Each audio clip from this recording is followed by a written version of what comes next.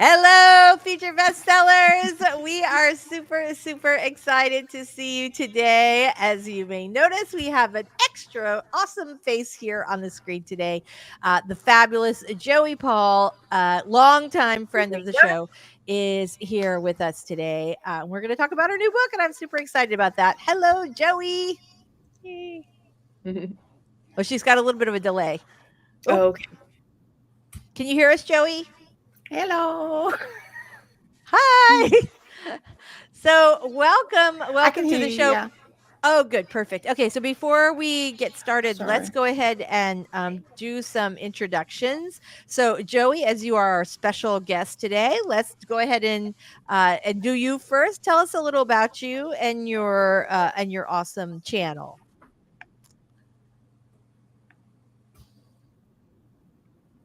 Oop.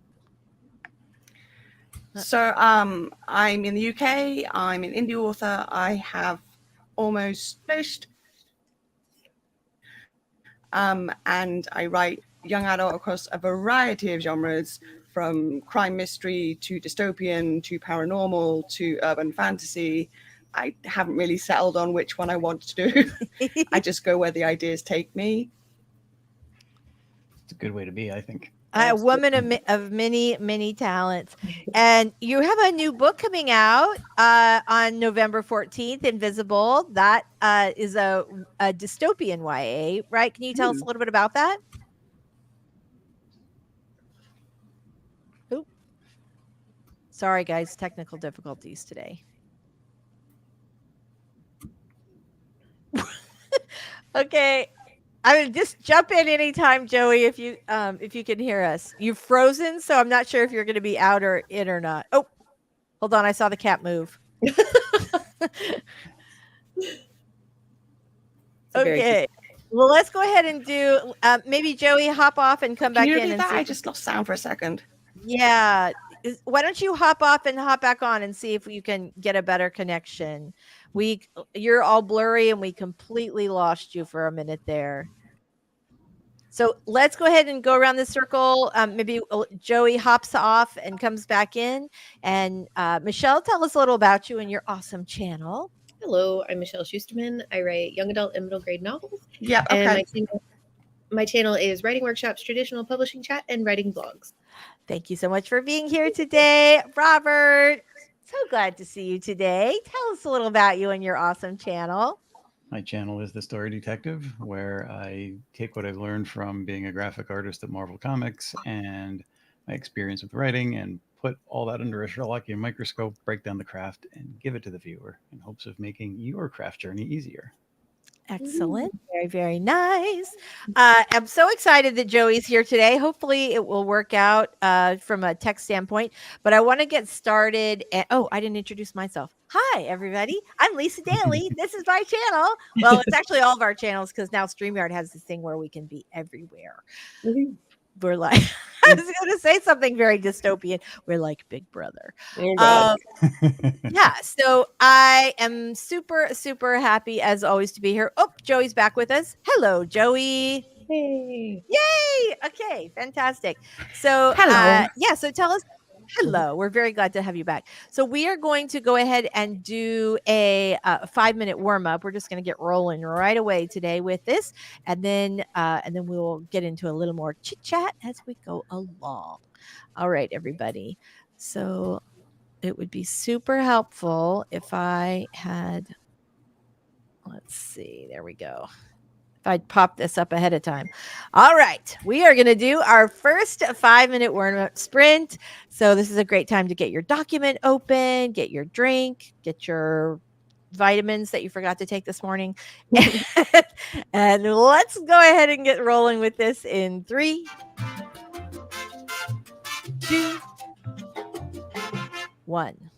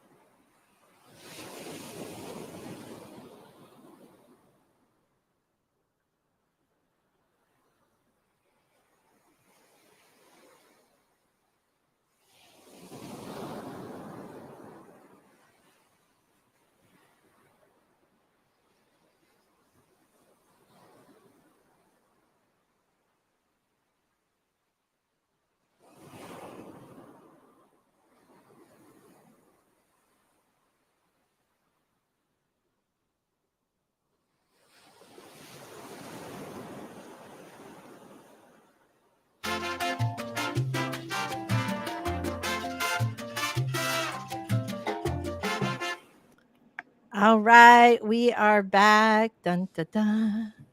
Now I've got the I have a banner up and I have no idea where it went. Ooh. Oh, StreamYard, you're so much fun. Okay, so how did everybody do on that last one? On that on our little warm up sprint? Did you guys get all ready to write today? Yes, I wrote the first line. So Yay, yay. All right, that is absolutely fantastic. All right, here we go. So let's say hi to our friends in the chat today. Lainey Davis is here. Hello, Lainey. We are super, super happy to see you today. Devin is here. Hello, Devin. RC is here. I got so excited to see RC. I lost my microphone.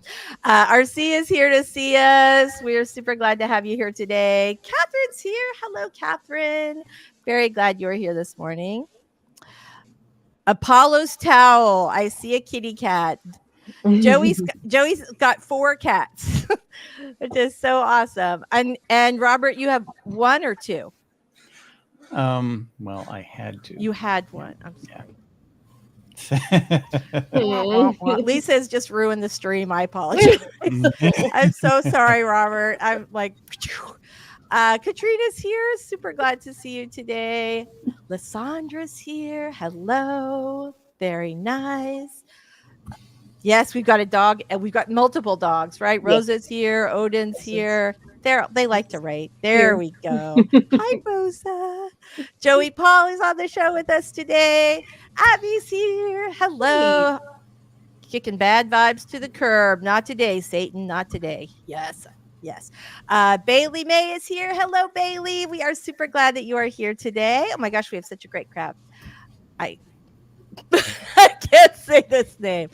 Maciel, tell us, let us know in the chat how to pronounce your name phonetically so that I do not screw it up for the entirety of the stream. But we are very, very glad to see you. If we can't make that happen, I'm just going to call you MVC. It's like MVP, except better. All right. Swinton's here. Hello, Swinton. Super glad to see you. More to Gigi. Very nice to see you today. We are super glad you're here. Mary Putnam is back from her whirlwind trip around the universe. No, she had a really big vacation, which I'm dying to hear all about. So That's cool. absolutely fantastic. So I'm excited because we have Joey on the show today. She's got a new book coming out called Invisible, which is coming out on November 14th. Joey, tell us a little bit about the book.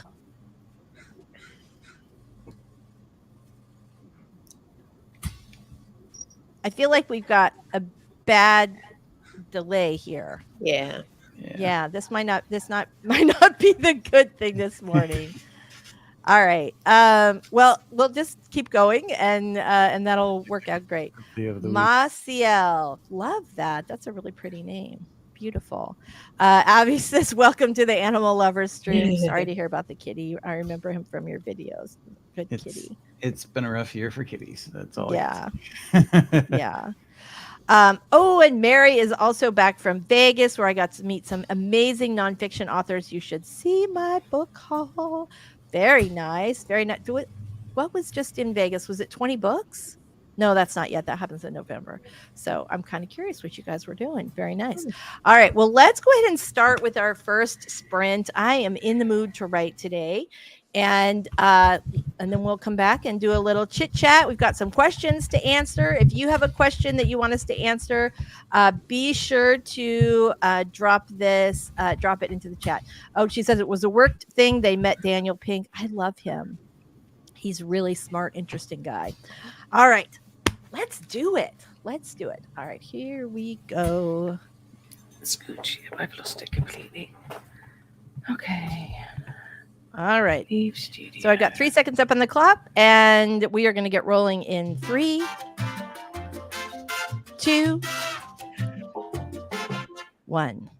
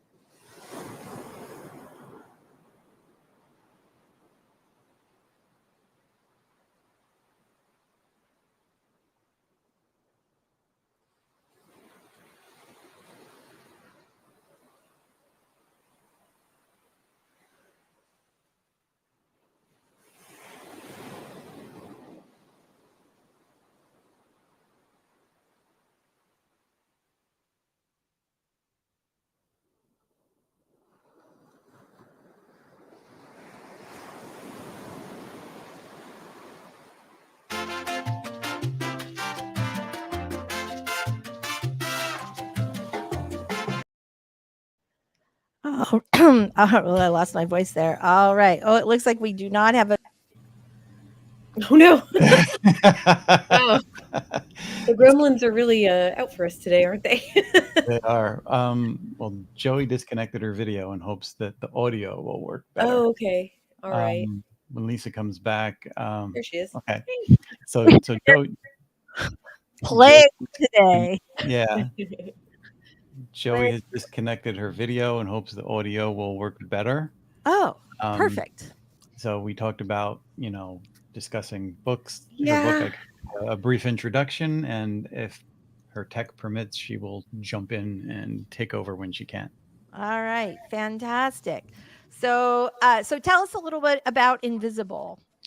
Well, Invisible is an interesting story. It seems like it could take place, 5 minutes into our reality, but it's obviously a dystopian fantasy. It follows the adventures of two characters, Aya and oh God, why can't I think of it? Jonah. Aya is disabled from birth. Jonah is not.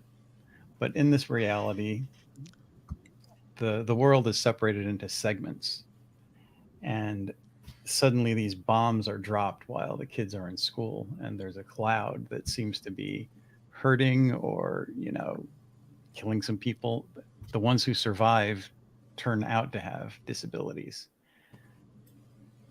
Aya and Jonah are in two different segments, and it's only because Jonah has connections with his father that he tries to reach out to one of the connections and meets Zaya, who's like a relative of that connection, and they start communicating on what's happening in their separate segments, and it's not good. It looks very intentional, and very authoritarian as it goes on.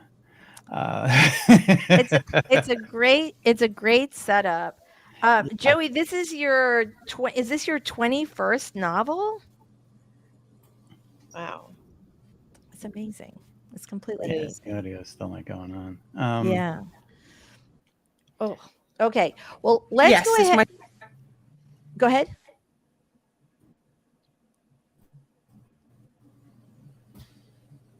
Okay. I think we're going to go ahead and this is just not working. So let's go ahead and just. I've written more than that, but these are the ones I published. Got it. All right. Cool. All right. Well, let's go ahead and say hi to some of the folks who have dropped in, and then we are going to check out some questions. Aphrodite says she loves the title. Vixen's here. Hello. We are super glad to see you here. All right. Poor Odin, out like a light in the back. He's been staying up late proofreading. Yes, he has. Or throwing lit doggy parties in your absence. Yes, that's him. Totally. He's just passed out cold. He met a new dog friend yesterday in the neighborhood. I think he's just wiped out from all the excitement. Aphrodite's here. Hello.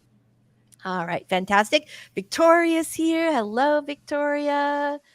All right. Apollo's Tal, have a message from Joey. She's having connection issues. She's going to try reconnecting during the sprint. Thank you so much for passing that along. We sure appreciate it. So let me get. I don't know if you ever did this. My computer now does this thing where it will suddenly zoom in for no actual reason, and I'm. Then you're stuck with this little teeny piece of the puzzle. Yeah. So just a little, somebody's chin or something. And I'm like, ah. All right. So let's see. This is a really good question. And I don't know that we answered it last time. So I wanted to answer it this time. Is it ever okay to submit to more than one literary agent at a time? Yeah, totally. There are some agents that will put on their submission guidelines no simultaneous submissions, but these days that is more and more rare. I think if there's somebody that you really, agent that you really, really want, and they say only, single submissions, no simultaneous submissions, and you were like, okay, I really want this agent, this is the person, then maybe I would do it, but only for like a short period of time, like a month or, 2 months at the outset or at the most, because otherwise if you had to go through one agent at a time, even a month Oh at my a time, gosh, it it'd be would 17 probably. years before you reached everybody on your list. So I have to say, I side eye that request of because it's like, you better be fast. I mean, you better be getting back to these people in less than a week if you're asking that. Like, I don't Mhm. know, that's. But I don't know who asked this question. But I would also say, just for clarification, in case they mean more than one literary agent at an agency, that tends Mhm. to be Yeah.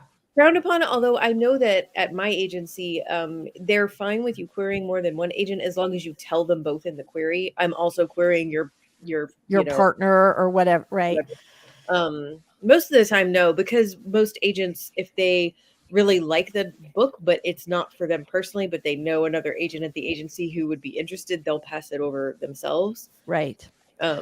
Just Right. Yeah, that- it really isn't necessary. A lot of times they'll do that. If you are, I think the only time I would submit to two agents at the same time is just if you love both of them, their lists so much, and you just can't pick one over the other. I yeah. would probably do it then. Yep. But yeah, but with a little smoothing out in the email of like, Right. how do you say that? Like, right? Because no agent wants to think that they're not your first choice. I mean, Right. no human wants to think that. And key, make sure you customize each one. Don't like CC a Yeah. bunch of agents and be like, No. "Dear agent, here is Right. No. No, I think one of the most important things if you are going to be submitting to a literary agent is to look at their submission guidelines on their website. They always have them on there. Make sure you follow those. There's nothing that ticks them off. Like, they want them a certain way for a reason. Respect that. And that you don't, and you definitely want to personalize the email. And the thing is, that's easy to do. Obviously, you want to make sure you use their name. Hi, so and so. But you also want to, maybe personalize it a little bit related to their list. So you say, I'm submitting to you. I really admire the work that you did on, so and so's book, or, I feel like my work falls between this and this, and that, let them know that you're not just hitting like agent spam, sending out to a million people, that there's some reason why you chose to submit to them. But simultaneous submissions are fine. Yeah, and to add to that, unless things have changed greatly recently, it's multiple query letters, okay. But if somebody asks you to read it, it's one person reading it at a time. Yeah. It's multiple reads that will piss people off. Yeah, for sure. Absolutely. This question came in and I thought it was super interesting. How much does indie publishing a book cost? That is so $0 to $1 million. Yeah, seriously though. Such a range. It's a huge range, depending on how much you spend on a cover, or if you design it yourself, whether or not you barter editing or pay for an editor, the cost of the editor, how many pages you have in that book, because editing a 100,000 word manuscript costs a lot more, generally speaking, than a 40,000 word manuscript. Yeah, I mean, there are whether or not you're paying for developmental editing in addition to line editing, or just one big pass at the end. So there are a million, whether or not you have someone else format the book in EPUB, all this. So I think Readsy estimates that it costs, anywhere from like $2,500 to $4,000 to publish a book on average. But we all know people who are doing everything themselves and putting that sucker up there for nothing. So other than the cost of your time, energy, tears, love, and maybe stock photo imagery. So so for the most part, I mean, you can do it on a shoestring. You absolutely can. And as you get further along or value certain things like editing, which is always good. I think that's the first dollar I would spend would be on editing. Yeah. So that's Not it. counting the editing process. Most people that I've talked to said that it ran them around $1,500 for the cover artist and all the publishing stuff. If you're going to add editing to that, then you're going to add probably, it depends, several thousand more. Yeah, for sure. So yeah, there are I mean, there are lots of costs to go, and I feel bad because like that's a good question, and also there's no good answer. So so there's that. This one I thought was really interesting. And it's sort of I kind of clumped together two different questions that we got a couple of weeks apart, but they were very similar. So I submitted my self-help book to more than 100 agents with no requests for partials or full manuscripts. Where should I find new agents to pitch? Because they'd already looked at like, sort of the regular places. So my thought is, I feel like Michelle's about to make the same comment I'm about to make. Probably. My thought is, if you pitch to 100 agents with no requests for partials and no requests for manuscripts, it is not that you need more agents. It's that you need to look at your book proposal, which you definitely need to have if you're writing a nonfiction book, and your your pitch, because clearly it's not landing. So book proposal and your pitch, and in particular your pitch, because we don't even know if you're sending your book proposal in your pitch or if it's just your pitch, but that would be I think that's where you need to work. Exactly what I was thinking. Okay. Yep. Okay. Yeah. Yeah, that's it. Like you're getting data back that's saying this is not landing, and so you need to figure out the way to make it land. So yeah. All right. Fantastic. Well, let's go ahead and do another sprint.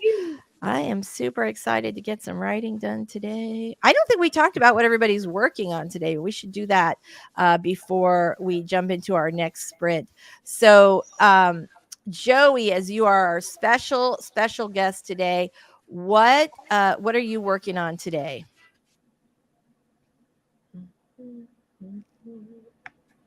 Oop.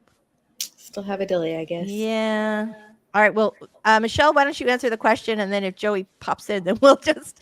Mine's quick. I'm ghostwriting. It's a rom-com, Lisa. Yay! I love rom-coms. Yeah. Robert, what are you working on today? I'm working on my horror short today. Ooh. Figured I would take a break and just have some fun. Nice. Very nice. I'm actually working on nonfiction today. So I know. So I'm excited about that. I'm kind of like at the spot where I'm getting some momentum on this project. So I'm super excited about it. All right. And last chance with Joey. What are you working on today? If you can hear us, or I know you can hear us if we can hear you. Okay, maybe tell us in the chat. All right, here we go. We are going to put 20 minutes up on the timer, and let's sprint. 3, 2, 1.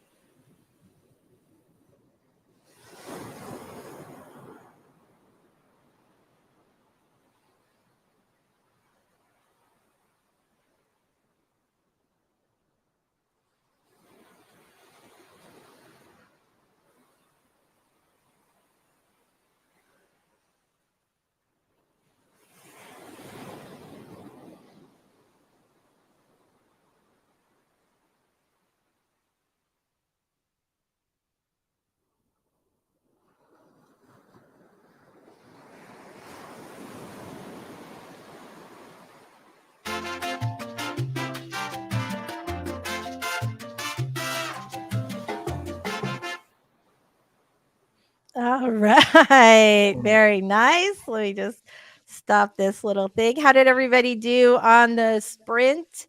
And tell us what you guys are working on today. I actually think I just did that. We just did that sprint and we did not. I didn't even put like the banner up. So Mary says, pets rule. My old dog, Gabby, who thinks she's a cat, is largely responsible for why I got to meet Daniel Pink and bounce book ideas off him and get a promise for a blurb. What? That is cool. awesome. Good job, pet, Gabby. Very nice. Very nice. More to Gigi. Whoop, whoop. I love that name. How can I add more conflict to my story? That is such a great question. I think I'm going to start with Robert this time. Well, Can I there's answer the question? conflict in everything. And it starts with what's inside of yourself. And that's always in opposition to what's outside of yourself. That's how you build conflict on every level, because what we think and what we do is often different. And what other people want is certainly different. And when you start putting those things in opposition, it can grow organically if you understand your characters and what they want and get those wants in conflict. Yeah, I think that's such a good answer because a lot of times we focus on either the external conflict or the internal conflict, but not as, sometimes we sort of miss the, what you get out of the sort of multiplier factor of really thinking about all of the different conflicts that we can bring into that. Michelle, what are your thoughts on how to add more conflict to a story? Really, if you feel like you don't have enough conflict, I think you need to look at your characters. I mean, I'm basically going to say what Robert said. It's just about them. I have a client who really likes to make all of her characters get along. And I'm constantly pushing her to be like, well, they can it's not that you want them all to like hate each other. It's even better, I think, if they do like each other, but they have some disagreements. Like Thanksgiving. I have a client who's writing something where she has the main character has a college roommate she's never met before, and they immediately get along like gangbusters. And I'm like, man, I was best friends with my college roommate, but we argued about all kinds of stuff. We were both messy, but we didn't like the way each other's messes existed. We had a war with the dorm room where we had like a Jack and Jill bathroom. We had a toilet paper war. Like they would never replace the toilet paper, and it was just this like. So you like have your secret stash that you would take in with you. That's exactly it. Yes, yeah. I mean, stupid stuff like that, but that is conflict. Like you have to, and that's just human, right? That's just human. We are always like, you know what? The bane of my existence is backwards parkers. I hate it. I hate it. You want to put conflict in me? Backwards park. And that's the thing, is like you can create it from anywhere. Obviously it works best when it's really pushing the story forward and pushing the character to grow in ways that they definitely do not want to. But key. Yeah, a novel is about growth, and we never really like change when a big life-changing problem hits us. But when we are trying to grow and make those changes for ourselves, whether we desire it or whether life just interferes, those around us, because they love us and because they get along with us, the more they care about us, the more they want to interfere, because they all have their opinions on what you should do. Right. And it may sound very logical, but it's for them. It's not for your character. Look at Taylor Swift. All her gazillion fans all have, not all, but mostly have very strong opinions about who she's dating and whether or not they're treating her the way that she should be treated, and a million other things like that. Right? And they will argue amongst themselves. She's just existing, living her life, and yet there's all of this conflict and gossip and excitement and all this stuff around her. So it can really come from anywhere. That was just a random Taylor Swift class. I had like an idea, and I feel like I lost the tail end of it, but that's okay. We're just going to move on. Joey, do you have a comment about this? If we can, I got some messages from her. I do have kind of an idea of why she wrote the story and how the conflict began. So I guess it fits. There's a lot of people out there that say when the world starts coming to some kind of a dramatic apocalyptic scenario, that the disabled will go first because they're helpless. And being a disabled person, she knows that the disabled are constantly having to adapt because the world isn't designed for them. And the average person that's stuck in life within the box and the confines, they are not so very adaptable. And when that change hits, it's going to be more of a shock for them. Mm-hmm. So in her story, when people start becoming disabled and having to adjust to all that, it's about adaptability and showing the fact that people, what happens when you have to adapt under those conditions. Yeah. Yeah, I think that's great. All right. Good question from Shelly. I know this is asked a lot. Just wondering, in today's publishing world, how are you guys feeling about trad publishing versus indie? I have Michelle. thoughts. What did you say, Robert? Traditional? Michelle just had a newsletter on this. Yeah. How about you, Michelle? Well, I always the caveat that I haven't done indie, so I don't know, and I feel weird when I'm asked to make this comparison because I have a ton of experience on this one side and absolutely zero on the other side. I will say this: I get a lot of, and I want to hear from you guys. At least I know you because you do both. So, but I get a lot of comments every time I make a video criticizing traditional publishing or that just talks about like the ways it's getting more difficult now. Yeah, I get multiple comments that are like, "This is why I'm going indie. This is why I'm self-publishing," and do it. I mean, like everybody has their choice to make. There's no right or wrong path, but like I'm. It seems to me self-publishing is also getting harder. Amazon is constantly doing things that are making it more and more difficult. Mm-hmm. Like we had that, what was it? Not long ago, sometime earlier this year on this live stream, you guys were telling me about an audiobook thing that Amazon was doing, like some rule they changed. I can't remember exactly what it was now, but it was like putting commercials in audiobooks. Right. Like taking so much power away from. Yeah. Well, that's going to happen. I think that'll happen with traditional publisher. I'm sure it will. That's what I mean. Like, it's not just because one is getting more challenging doesn't mean the other one is the answer. I guess Right. that's kind of how I feel. Yeah. Well, I think there's some. I mean, I think there's. This is Shelly. We could talk about this all day. There is some. There's truth in what both of you are saying. So I started out traditionally published, and now I have done my new series indie published. And the reason for that, and I worked in traditional publishing. I was director of PR for many years for a trad publisher. And I have friends, I have lots of author friends who are traditionally published. I have lots of author clients who are traditionally published. And I also have lots of author friends who are indie published.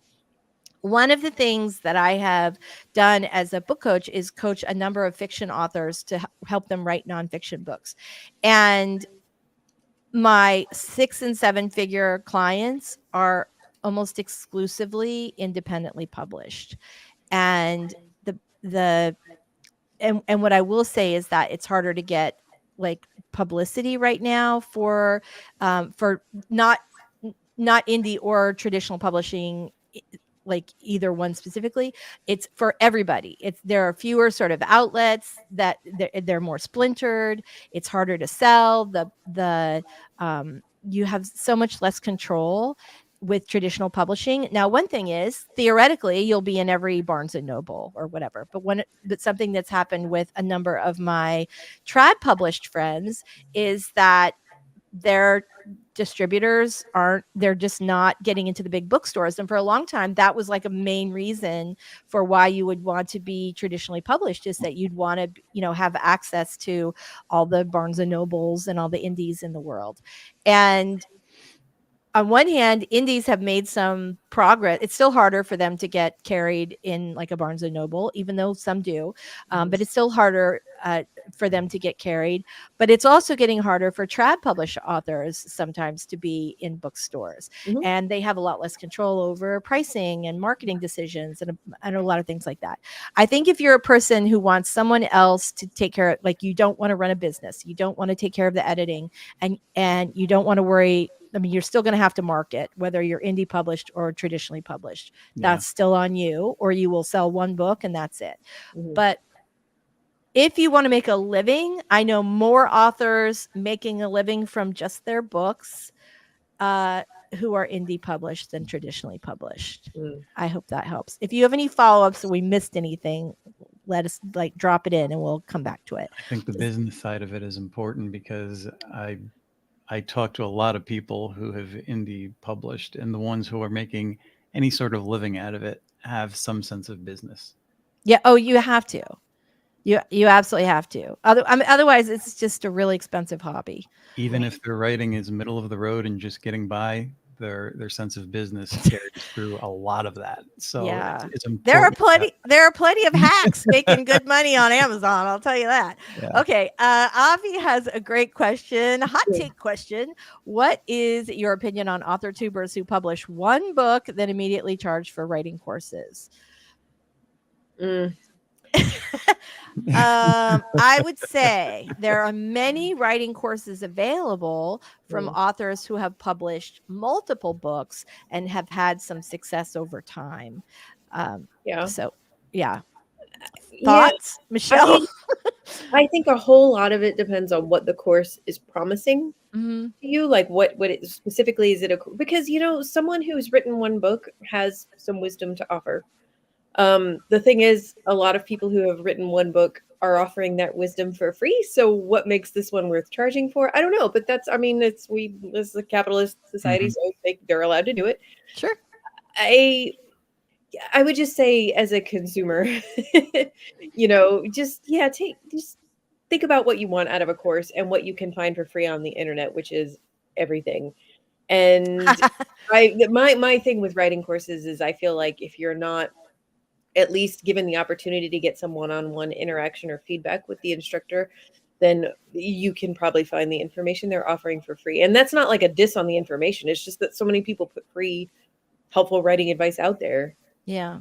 I have two thoughts on that. One is basically that, yes, writing a book is, I think, the second best way to gain some kind of credibility.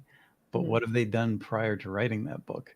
I see a lot of people selling services that have zero experience in anything. And if you read their book, it shows, but you have to understand, I guess, the experience or the quality of the writing to understand that. And some people don't.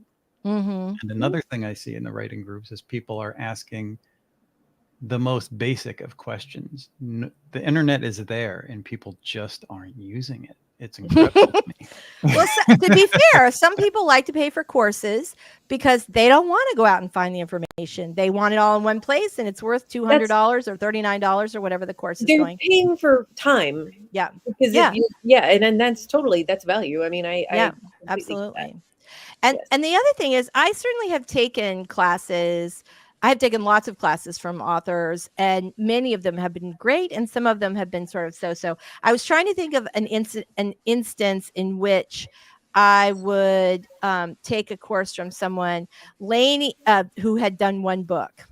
And I think I know who I would take a course from.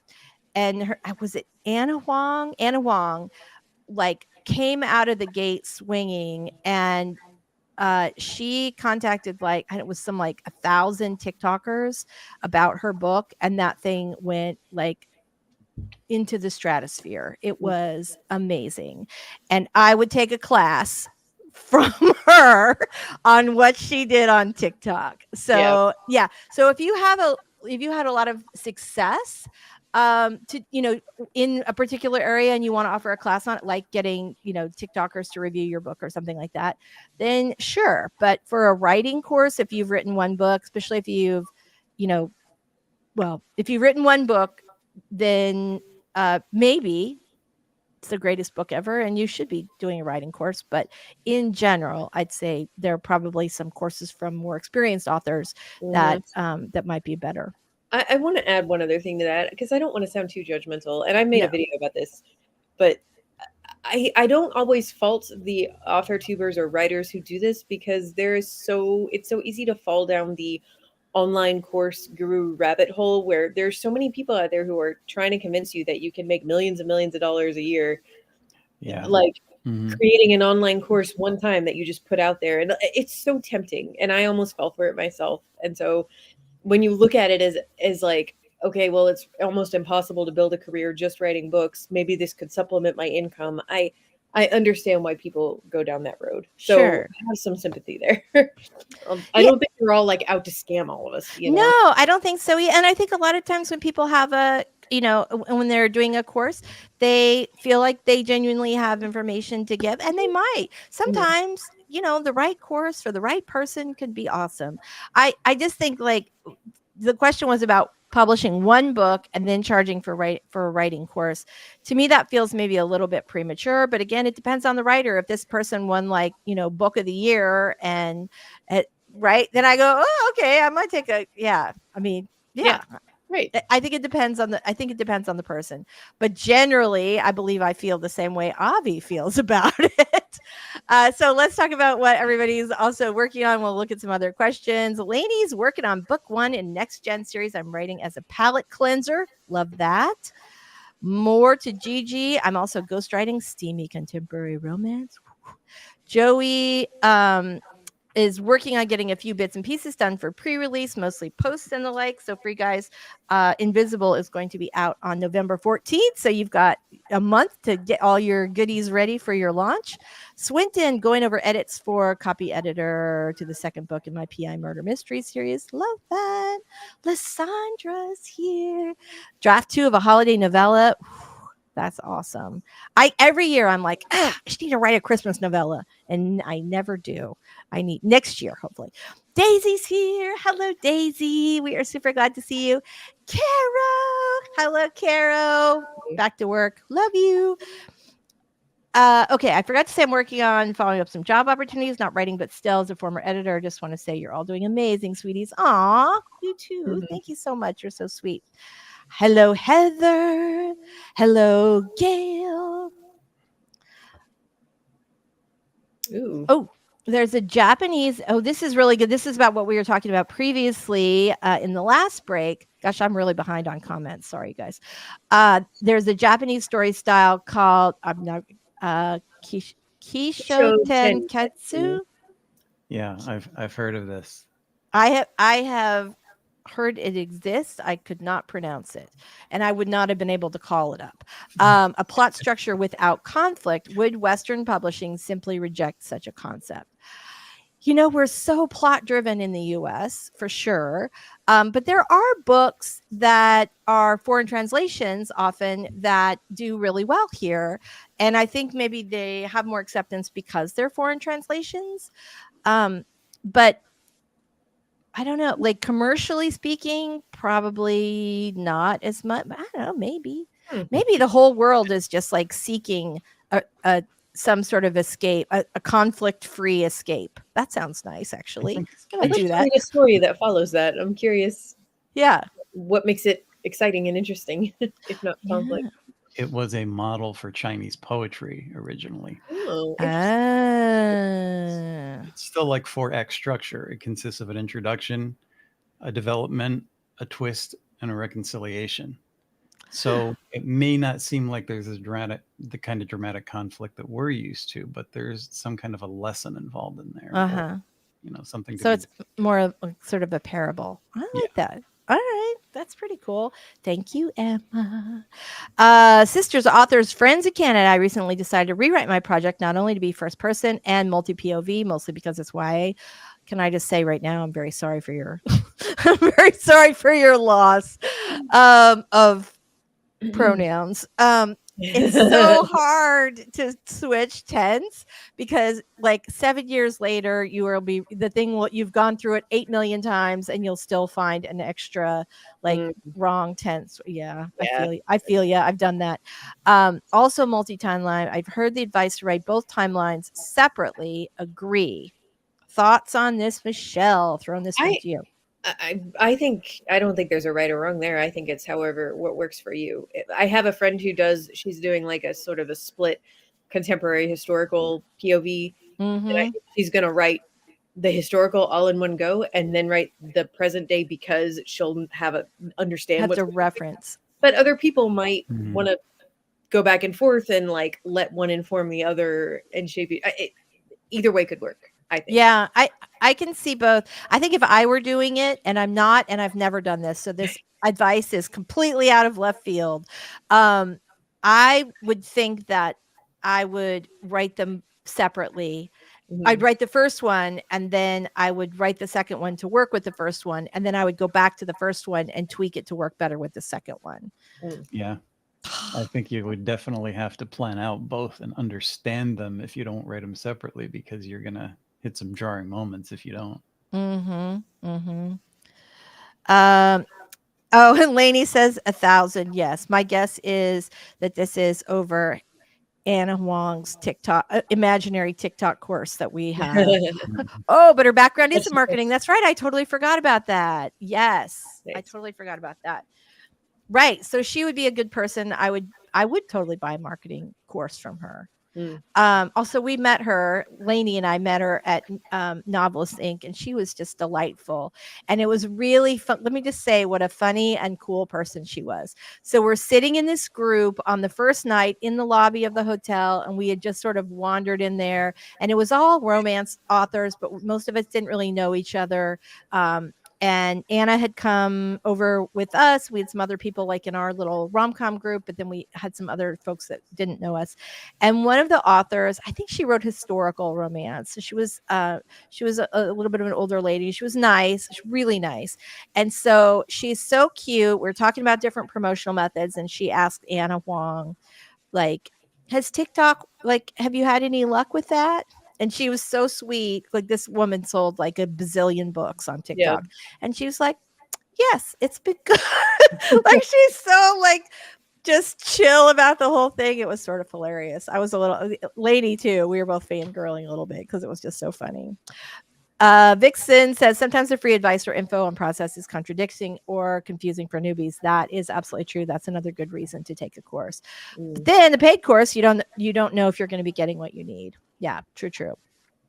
Mm-hmm. Very nice. Hello. We're so glad that you visited us on lunch.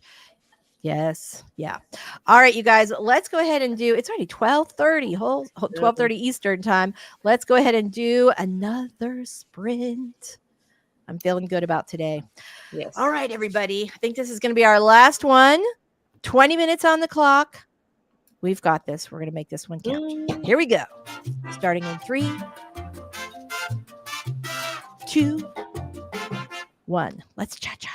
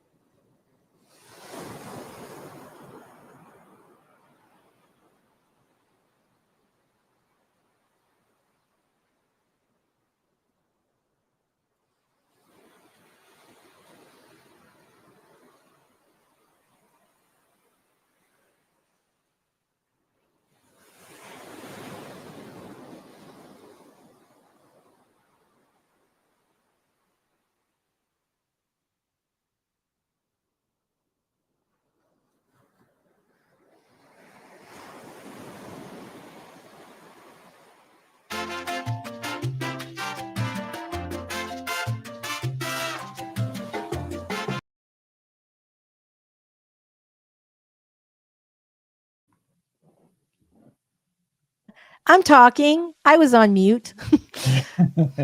Same as always. Oh my goodness gracious. All right. So how did you guys do in that last sprint? Michelle, how'd you do? Good, very good. Almost, I'm like halfway done with this chapter. So Good. Good for you. How about you, Robert? How'd you do? I did pretty well. I'm finding some stuff to dig out of the previous draft when I was tinkering with this thing that's useful and adding some new stuff. Sounds good. How about you, Joey? she said she got 3 posts done in the chat. Yay. Yay. Awesome. Fantastic. Fantastic. Sister said cool advice. Thanks from before. Paget says, yeah, it's tough to know what to trust until you've heard a bunch of it, tried some of it. By the time you know something is valid, like you already know through experience. True. I mean, I guess I would just look at like the source. If you trust the person, then that's maybe a good person to take a class from. And if you're not sure, then maybe look around. So I keep trying to see whatever I see that doesn't seem absurd, the occasional thing that does. I don't know what that. Lysandra got 4 out of 7 pages done today. Yay. Thank you so much for being here. We are super excited that you made it today. Spence arrived and fed babies during the lunch during the final sprint. Got it. Joey's got 3 posts done. That's awesome. Chicken legs. Delicious. Tamara. Hi. Hey. We're super glad to see you today. Very, very nice. Very happy to see you all. So, how did you guys all do? Anybody who has not let us know in the chat, definitely drop a little note in there and let us know how you did on that last sprint. I'm feeling good. I had a good start this morning. Awesome. Yeah, me too. That was Yeah. good. Yeah. That is absolutely fantastic. So we are going to be here at our regular time next Wednesday, 11 a.m. Eastern to 1 p.m. Before we go, let's go ahead and do some quick little outros. I'm just going to say for Joey, Joey is a multi-award winning YA author and YouTuber who writes crime, paranormal, and dystopian YA. And her brand new book, Invisible, is going to be out on November 14th. And I dropped a link to to her hype page in the chat, which is sort of like a link tree, but cooler. All right. And so I just dropped that in the chat again. Robert, before we go, why don't you tell us a little about you and your awesome channel before we say goodbye? My awesome channel is The Story Detective, where I take various forms of storytelling and put it under a Sherlockian microscope and break down the details of craft and give it to the viewer in hopes of making their craft journey easier without all the confusion. Excellent. Love that. Michelle, tell us a little about you and your awesome channel. All right. I'm Michelle Schusterman. I write middle grade and young adult novels. My channel is Writing Workshops, Traditional Publishing Chat, and Writing Blogs. Thank you very much for being here. I am Lisa Daly, and I write contemporary romance, specifically rom-coms, and very specifically hockey rom-coms, as well as nonfiction dating and writing advice. Dating's my old stuff. Writing is more of my new stuff. So you guys are so awesome. We are so happy we're able to have Joey here today. Abby says, TV rec for Michelle, Fall of the House of Usher. Oh, it's on my radar. Oh, I keep hearing really good things about this. She says it's on Netflix. Get them words. Yes, absolutely. Thank you, Ms. Swift. Thank you very much for that. You guys are awesome. Thank you all so much for being here and for your great questions. And we will be back next week with more. Yay. This is gonna be like our last. Next week is our last Preptober or live stream, isn't it? Oh, wow, it is. I think it is. Is that right? Is it? I think so. Let me look at my trusty Yeah, because the calendar. Wednesday after that is the 1st. So we'll get Yeah, that's what I was thinking. This is exciting, though. We could kick off NaNoWriMo right here on the stream. Awesome. All right, everybody. You guys have a great week, and we will see you next time. Take care, everybody, and check out Invisible. It's a great book.